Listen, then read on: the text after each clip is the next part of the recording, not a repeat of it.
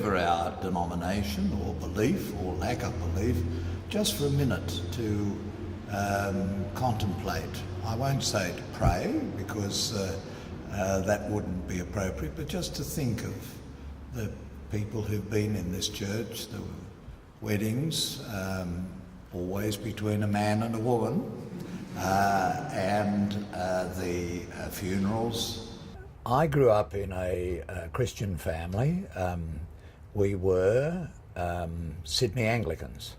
In that sense, we were quite Protestant Anglican people. I am still a Protestant Anglican Christian. I believe in the simplicity of the message that Jesus came to teach, the humility that he exhibited in his life, the simplicity of his inspiration, and of the churches that carry on his message. And in that sense, I feel I understand where people who put so much store on Scripture come from in relation to the issue of sexuality and homosexuality in particular for Christians, and indeed for people of the book, because the message is the same for Jews, Islamics and Christians. As to my current position, I've lived with my partner Johann for 43 years. He is a non-believer, and he gives me a rather rough time at home about this. He says the churches have always been horrible to women, to people of colour and to gays. Why do you have anything to do with it? But I don't want any old gent in frocks to take my religion from me. To me it is still an important aspect of my life.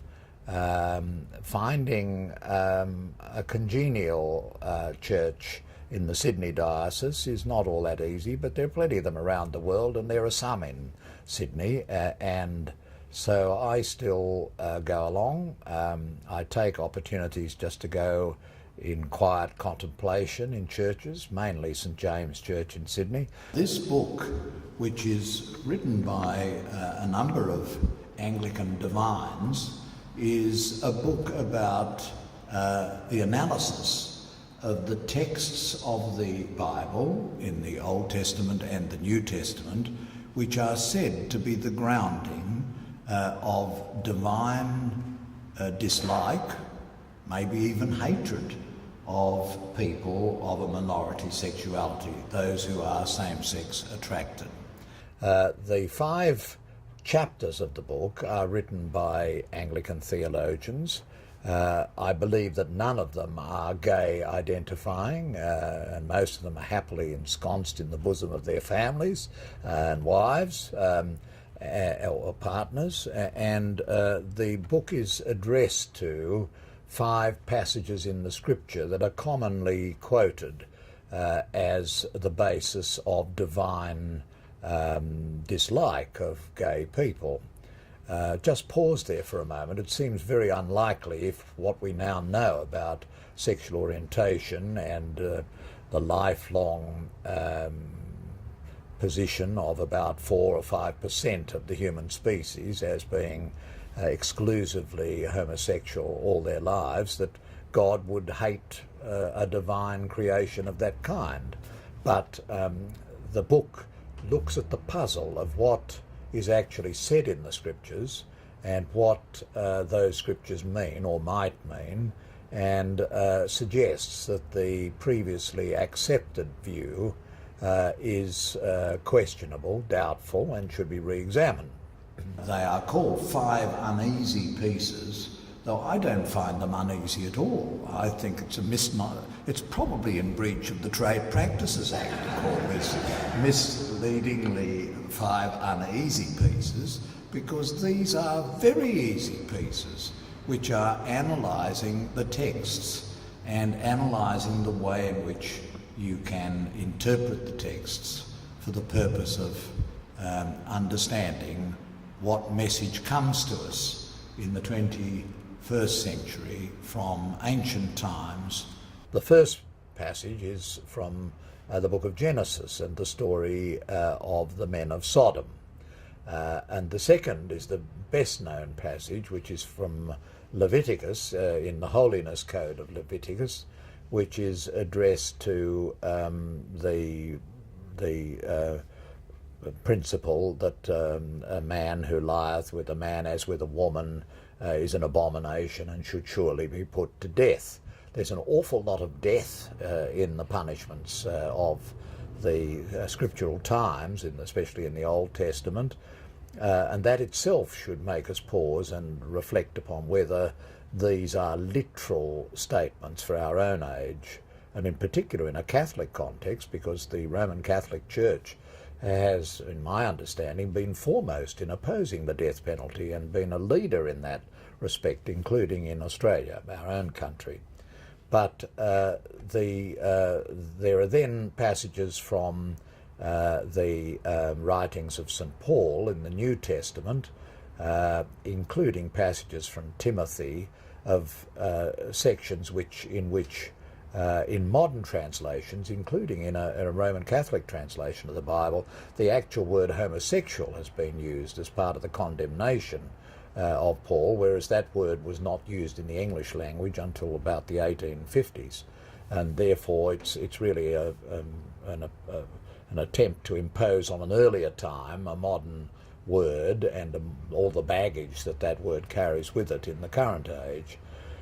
It's significant that the Five Uneasy Pieces don't really need to tackle any of the passages from the Holy Gospel, because nothing can be attributed to Jesus that indicates that Jesus had similar concerns about homosexuality and had nasty things to say to gays.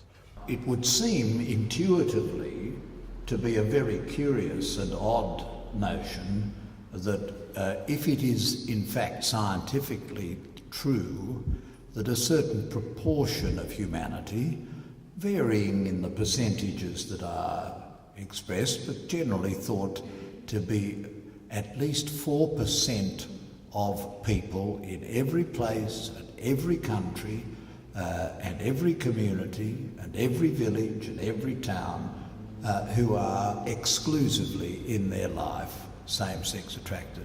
It would seem a very curious notion if that were so, and if that were part of a divine plan or of nature's great plan, that God,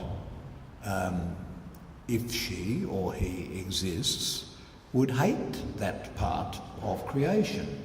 The churches of Christ have made mistakes in the past.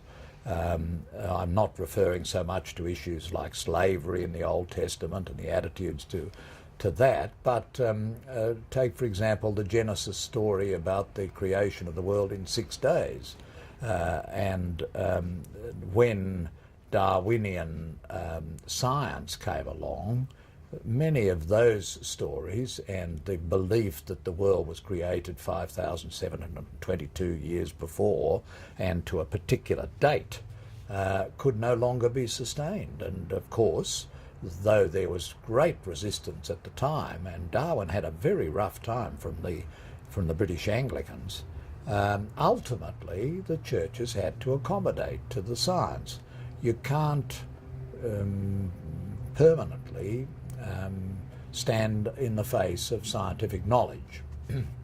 Now, my belief is that following the research of Freud and Kraft Erbig and Kinsey and Evelyn Hooker and all the others, we now know that there is a percentage of people who are all their lives same-sex attracted. And there's a very big percentage of people who in their lives have same-sex sexual experiences. And if this is simply part of the variety of human nature, then it's a very arrogant thing to persist with an interpretation of text that denies that. And it's particularly arrogant if there are other alternative interpretations that are available. And that's why, to a Bible-believing Protestant like me, it's quite important to have learned people looking at the texts and not adopting bizarre or completely unacceptable interpretations, but adopting interpretations which are available. And that's what this book seeks to do. And the same streams exist in the law as exist in theology. You get those who are very narrow, literal, specific, and that used to be the predominant view of the law in the English-speaking countries. It's been overthrown because it's not the way we understand communication and words, and it's been replaced in the law by an acceptance that you can't take a passage out of context. You have to read text in the light of context and purpose. Now, in the law, it's like in the passage in Corinthians, these three, text, context, and purpose, or intention. Text, context, and purpose. But the greatest of these is text. That's the way in which I think we've reached the task of interpretation in the law. Now, the question is whether the interpretation of Holy Scripture has to go through a same process, and one would think there would be even more powerful arguments for doing that in Scripture, because Scripture has been written thousands of years ago, certainly 2,000 years ago or so, and therefore it really requires understanding of context and purpose. And the context is the love of God for all of us. The context in the Christian message is love, forgiveness, and reconciliation. That's my understanding. And in that context, it's just inconceivable that God was choosing this cohort of people who don't choose their sexuality and can't change it, and was being beastly to them and saying they're an abomination, they've got to be put to death. It's really not feasible.